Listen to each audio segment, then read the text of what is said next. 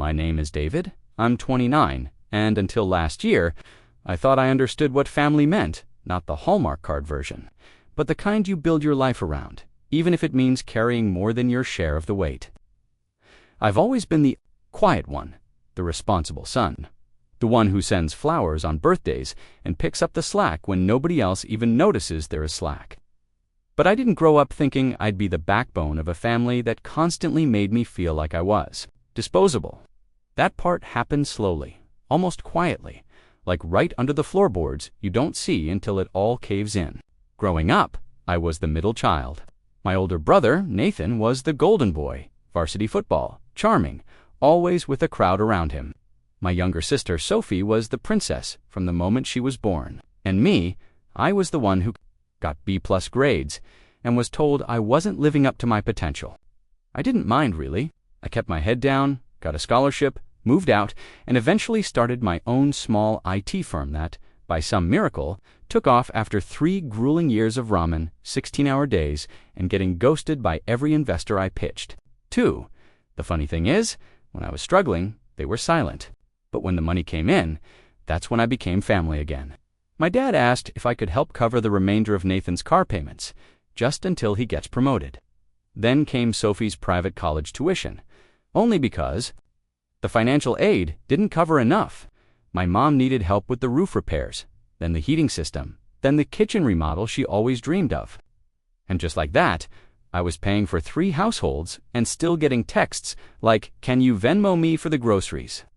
At first, I didn't mind. I was grateful I could help. I even convinced myself I was building something. A legacy, maybe. I figured one day I'd be able to look back and say, I made life better for the people I loved. But something about the way they treated it, like it was owed, like I wasn't doing anything special, started eating at me. Last Thanksgiving was the turning point. I had it catered, cleaned, set up a fire pit in the backyard. Nobody offered to help, not even with dishes. Nathan made a toast halfway through, talking about how lucky we are to have each other and how family always comes through. Never once mentioning the fact that I paid for the whole thing. Sophie brought her new boyfriend and barely looked up from her phone. And my dad. He spent the entire evening talking about how things were tougher in his day and how kids now have it easy. I swallowed it all with a smile, but inside I was already pulling away. Then came the night that unraveled it. It was a random Tuesday, maybe 2 months later. I had just finished a long meeting and came home to a voice message from my dad. The voice was clipped, tired, and sharp in the way only dads know how to be. He said, "All you do is take. You've never given this family anything worth remembering. If you had any pride, you'd stop acting like we owe you something and just leave." It stunned me. For a second, I thought I misheard it. So, I played it. Again, all you do is take. I didn't yell. I didn't call back. I just stared at the message for a while, then walked over to the window and looked out at the city lights I used to love. Something inside me gave out quietly, like an old hinge snapping under weight. I packed a bag that night and left. No dramatic goodbye, no announcement. I even let my assistant know to pause all outgoing payments tied to family accounts. Just a clean, silent break. 3 days went by, then a week, radio silence. No one called, no one texted. It took them almost a full month to notice. Sophie was the first. She called me late one Friday night, her voice shaky. "David, hey, I just logged into the school portal, and my tuition didn't go through this month. Did something happen with the account?" I could hear the panic she was trying to smother. That fake casual tone you use when you're trying not to sound desperate. I replied with just one text. Thought I never gave this family anything. No follow-up, no explanation, just that. She didn't respond, but within the hour, I had 4 missed calls from my mom, 2 from Nathan, and 1 from a number I didn't recognize. The voicemail from my dad. Hilarious in a dark way. "David, we need to talk. Whatever this little stunt is, it's not funny. Your sister's future is on the line." No apology, just demands. Just that same old tone that said, "You owe." U.S. that weekend, I flew to Denver. I'd never been, but I needed somewhere far enough to feel like I'd escaped orbit. I stayed in a small Airbnb overlooking the mountains. Slept better than I had in years. And for the first time in a long time, I didn't check my email. I didn't open any messages. I let the world spin without me. And back home, that's where it all started falling apart. Sophie's school sent a notice of pending withdrawal due to non-payment. Nathan's car, still unpaid, was repossessed. My parents' mortgage payment bounced in just like that. The foundation they built on my silence cracked wide open. They started reaching out to extended family, telling their version of events. How I cut them off out of nowhere and abandoned my responsibilities. But the thing is, you can't rewrite a story when too many people already know the truth. And a few of my cousins, they knew. They'd seen the pattern for years. I got a message from one of them, Lily, my mom's niece. She said, "I've always admired how patient you are, but I'm glad you finally stopped being their safety net." That message hit harder than I expected, because the truth is, I didn't want revenge. I wanted peace. But once you take away the thing they used to control you, once they realize they need you more than you ever needed them, that's when the real unraveling begins. I spent a week in Denver, mostly doing nothing. I'd walk to a little coffee shop near the Airbnb every morning, journal for a bit, then wander around downtown just to remind myself what uninterrupted silence felt like. No buzzing phone, no obligation, no one asking, "Can you just do me one more favor?" It was strange at first how foreign that calm felt, like I had to unlearn the habit of bracing for someone else's disappointment. By the second week, I'd rented a car and driven out to Boulder. I hiked alone, something I'd always wanted to do but never got around to because every time I planned a trip, someone in the family needed a bailout, a broken AC, a late credit card. Sophie once called me from a resort in Cancun, saying she lost her wallet and needed me to wire her emergency cash. That memory popped into my head as I stood at the edge of a cliff trail, wind cutting through my jacket. The entire valley stretched. Out below me, I laughed out loud, really laughed. It echoed off the rocks. It took 3 full weeks before my mom broke the silence with something more than passive-aggressive voicemails. She emailed me, the subject line, "We need you to come home." No greeting, just a long block of text that started with, "I don't know what's gotten into you," and spiraled into, "Your father is furious." Then, "We've done so much for you," and ended with, "Family doesn't abandon family." I stared at it. For a long time, family doesn't abandon family. Every birthday, they forgot. Every time they took money from me without a thank you. Every holiday where I sat in the background while Nathan gave his speeches and Sophie got showered in gifts. They didn't call it abandonment. They called it tradition. I didn't reply. Instead, I forwarded the email to my lawyer, Michael, who'd helped me set up a trust fund years ago. I told him to start the process of transferring the remaining educational payments to a scholarship program for first-gen college. Students, the ones who actually needed help, the ones who wouldn't laugh behind my back while draining my bank account. I also asked him to look into who was listed on the deed for the lake house. The one my parents used every summer, paid off in full by me under the false promise that it would be a shared family investment. Turns out, my name was still on the paperwork. So I made a decision that Sunday morning. I booked a flight back home, not to reconcile, not to be guilted, but to collect receipts. I didn't tell anyone I was coming. I landed around noon, picked up a rental, and drove straight to the house. It looked the same, familiar and fake, like a movie set built to look like home. As I pulled up the driveway, I saw Nathan's old pickup parked outside. I figured he moved back in after the repo. I didn't knock. I walked in with the spare key. My mom forgot I had a moment. I stepped into the living room. I heard voices. "He's being dramatic," Nathan was saying. "He'll come crawling back once he gets over himself." Sophie's voice followed, quieter. "I just don't get why he's doing this. I mean, it's not that much money to him, is it?" My dad grumbled, something I couldn't quite make out. Then, loud and clear, "David's always been the weakest. Hiding behind his computer, acting like money makes him special." I stood there in the hallway unseen, as they continued tearing me apart, like I wasn't the reason the lights were on. Didn't cry. I didn't storm in. I backed out quietly and drove to the lake house. I walked through the front door, took one long look at the open-plan kitchen, the wall of family photos that didn't include a single one of me, and started snapping pictures for the real estate listing. By nightfall, my lawyer had everything. He needed to initiate the sale. That was Saturday. On Monday, I sent one final message in the family group chat. You said, "I never gave this family anything, so I'm finally giving you what you've always acted like you wanted. Distance. No more. Tuition. No more car payments. No more roof repairs. Sell your own memories. I'm out." I left the group chat and blocked them all. I thought that would be the end of it. But what I didn't realize was just how deep the web of dependence had gone and how fast it would unravel once I cut every thread. Because within the week, Sophie was facing expulsion. Nathan fired after missing too many shifts, trying to figure things out. My parents, let's just say their bank called with questions about a mortgage they could no longer afford. And me, well, I was already halfway to the airport for a new trip. This time, Tokyo, first class, no guilt, no strings. But the real kicker, what happened the next time they tried to crawl back? I was somewhere over the Pacific when my phone finally caught up to the chaos I'd left behind. Dozens of missed calls, voicemails from numbers I didn't recognize, friends of Sophie probably, or someone trying to talk sense into me on my family's behalf. There were texts from my dad that looked like they started as threats, but quickly unraveled into desperate half-sentences like, "We didn't mean it that way, and you're still our son." That one made me laugh.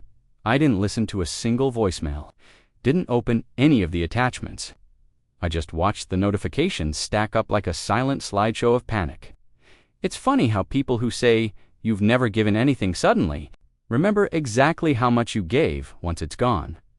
Tokyo was everything I needed, clean, quiet, anonymous. I wandered through temples and neon-lit arcades, let my mind breathe in a way I didn't know was possible. No guilt weighing down my shoulders. No surprise emergencies. For the first time in my life, I was just me. Not someone's backup plan. Not the family fixer. 2 weeks into the trip, I finally unblocked just one person. Lily, my cousin. She'd sent a single message during the whole fallout. No pleading, no drama, just, "When you're ready to talk, I'm here. Not to convince you, just to listen." I met up with her after I got back. We sat in a cafe near her apartment, and she brought her laptop. "I want to show you something," she said, sliding it across the table. It was a Reddit thread of all things. Sophie had posted under a throwaway account asking for financial help to stay in school after an unexpected family emergency. She told a story that painted me as the unstable one, said I'd abandoned the family for no reason, claimed I was having a breakdown. People were donating money. Strangers. Lily looked at me tight-lipped. "She's raised almost $6,000 so far. I figured you should know." I stared at the screen, feeling a twist in my gut that wasn't anger so much as sadness. There it was again, that same story, reshaped to fit the victim role. Only this time, she was doing it publicly, monetizing it, weaponizing strangers' sympathy. And worst of all, she still didn't see what she'd done. That night, I didn't rage post or call her out directly. I did something quieter. I took screenshots of every payment I'd made toward her education, bank transfers, tuition receipts, even the textbook fund I'd wired during her freshman year. I uploaded them in a private Imgur album, no names, no dramatic captions, just dates, dollar amounts, and payment confirmations. Then I posted one anonymous comment on the thread. Before you donate, maybe ask where the other $90,000 went. Some people forget who helped them when the help stops. It didn't go viral. It didn't need to. But within 24 hours, her post was removed by moderators for suspicious activity, and the comments turned. That was the first real consequence any of them faced. The second came a week later when I received a certified letter at my office. It was from my dad, not handwritten, typed like some legal notice. It opened with, "We are formally requesting a meeting to discuss the breakdown of our family dynamic." I almost choked laughing, like they were trying to hold a board meeting to fix what they broke, but buried in the legalese was the real reason they reached out. They wanted a portion of the proceeds from the lake house sale. Apparently, they believed they had emotional equity in the property. I passed the letter to Michael without a word. He read it, smirked, and said, "Want me to send them a reminder that emotional equity doesn't hold up in court?" I nodded, and then we did one better. We sent them a copy of the original agreement. One Dad had signed years ago when I first offered. To pay for the lake house, it clearly stated, in his own words, "I acknowledge that this home is purchased by and remains the property of David last name. I relinquish all future claims." He'd forgotten, or hoped I had, that letter shut them up real fast, but the silence didn't last. Not once word got out that I was selling the main house to... See, while I was in Tokyo, Michael and I had been working on a quiet side project.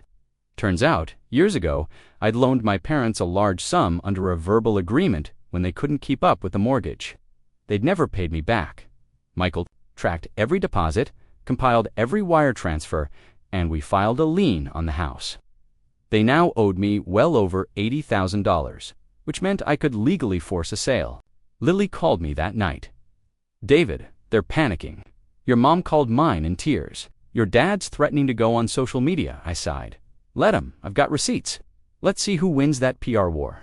But what I didn't tell her was that I wasn't doing this for revenge anymore. I was doing it for closure. Because what none of them realized was that I had given them everything: my time, my savings, my loyalty, and they mistook it all for weakness. They thought I was a faucet they could twist on whenever they were thirsty. And now they were learning what thirst really felt like, and yet the most satisfying moment hadn't even come yet. Because the day the house went up for auction, I walked through the front door one last time. I parked across the street the morning of the auction. The air had that sharp, stale chill that always hung over our neighborhood in the early fall. I sat in the car for a minute, just watching. It was surreal, seeing the home I grew up in, this place that had absorbed so much history, joy, bitterness, now with a small white sign staked in the front lawn. Notice of foreclosure. Auction today. No trespassing. I got out, hands in my pockets, walking slowly toward the house. The door was already open. Michael was inside, speaking with the auction rep, a middle-aged woman with a clipboard and a no-nonsense look. He nodded when he saw me. "You don't have to be here for this," he said gently. "I want to be," I said, and I did. Not for vengeance, not for the spectacle, but because this moment deserved a witness, someone to see it, feel it, and make sure it didn't just slip by like everything else I'd swallowed over the years. I walked through the living room slowly, as if I were trying to absorb it all one last time: the dent in the hardwood from when Nathan threw a baseball inside, the faded stain on the carpet where Sophie spilled nail polish and blamed it on me, the wall where my parents used to pin up report cards and drawings until they quietly stopped adding mine. It was strange how little of myself I saw here, like I'd been a ghost in my own family story. I stepped into the kitchen next. That one hit harder. I remembered late nights helping Mom prep for holiday dinners, scrubbing dishes while she pretended not to hear Dad ranting in the other room, laughing with Lily over burnt pies and undercooked turkeys. And now it was just a kitchen, a box of walls and forgotten effort. There was a photo still on the counter, one of the entire family taken 2 Christmases ago at my expense. I remembered paying the photographer's deposit, the matching outfits they insisted on, and how they cropped me out when they posted it online. I picked up the photo, looked at it for a long moment, then turned it face down. By noon, a few cars had started to arrive. A couple of serious bidders, some curious neighbors, and then finally, my family. They pulled up in Dad's old Chevy, all packed in like some twisted family road trip. Sophie got out first. Her face was blotchy, eyes behind oversized sunglasses. Nathan followed, scowling, clearly here just to play enforcer. And then my parents. Mom looked worn down, 10 years older than the last time I'd seen her. Dad, well, he still walked like he thought he owned the ground. He spotted me instantly. "David!" he called out, voice low and bristling. "We need to talk now." I didn't move. He strode up, Nathan a step behind him like a shadow. "You're really doing this?" Dad said. "You're going to humiliate your own family. Over what, exactly?" Some perceived slight. I looked him in the eye, for the first time in years. "It's not a slight," I said calmly. "It's a pattern, and it ends. Today, you ungrateful little," he started, but I raised a hand. "Don't. Just don't." Sophie joined them now, her voice cracking. "I'm going to lose my scholarship because of this. I had to drop 2 classes already. Why are you doing this to us?" I turned to her. "I paid for your first 3 years, every tuition bill, every textbook. You never said thank you. Not once. Instead, you let them convince you I was the problem. I didn't, she started. You posted online that I was unstable, I said, pulling out my phone. You lied to strangers for money, and now you want sympathy. Her face crumpled. Mom finally spoke. Her voice was quiet. We're family, David. Families don't do this to each other. No, I said. Families don't take like this. You took everything. My time, my money, my trust. And when I stopped giving, you called me selfish. The auctioneer's voice rang out then, sharp and professional. We'll begin the auction in 5 minutes. Dad looked around, suddenly less sure of himself. You can't do this. You wouldn't even have this house if it weren't for us. You're right, I said. So I'm taking it back. They stood there, rooted to the driveway, helpless for the first time in years, and I walked away. The house sold within the hour. A retired couple from out of town, looking for a place near their grandkids, they paid in full. I signed the paperwork, handed Michael the keys, and never looked back. 3 weeks later, the moving truck arrived. My parents tried to fight it, claimed they had rights, but the court order was clear. They had 30 days from the date of the sale. No exceptions. They didn't even pack everything, just grabbed what they could and left the rest in piles. Years of clutter, boxes of old trophies, broken appliances, forgotten memories. One of the movers found a journal of mine tucked in a box labeled junk. It was from high school. I flipped through it. Every page was full of goals. Get into college, start a business, buy a house, take care of my family. Funny how none of those dreams ended the way I thought they would. I donated the furniture, trashed the rest. Lily helped me close out the estate. She was the only one who stayed neutral through it all and the only one I trusted. When it was over, she hugged me for a long time. You did the right thing, she whispered, even if it doesn't feel like it yet. And she was right. It didn't feel good. Not in the traditional sense. There was no soaring victory, no final confrontation with slow clapping applause, just silence. A sharp, echoing silence that slowly gave way to peace. I moved shortly after that, bought a loft in a different city. Smaller, simpler, but mine, no secret bills, no guilt. The calls eventually stopped. The emails dried up, and over time, even the bitterness faded. I didn't hate them, I just disconnected, like finally cutting the last thread of a frayed rope that had been dragging me underwater for years. One night, I sat out on my balcony, sipping tea, watching the lights flicker in the building across the street. I thought about that last Thanksgiving, about the toast Nathan made, about the way they all smiled like they were in a commercial, completely unaware that the glue holding them together was cracking. And I realized something. They were never really a family. They were a system that only worked as long as I stayed silent, stayed useful, stayed small. And now they had to learn how to stand without me. I got a message a few months later, an email from Sophie. I don't expect a response. I just wanted to say I get it now, and I'm sorry. I read it twice, then once more, and then I archived it. Not out of spite, but because I no longer needed closure from them. I already had it from myself. And for the first time in my life, that was enough.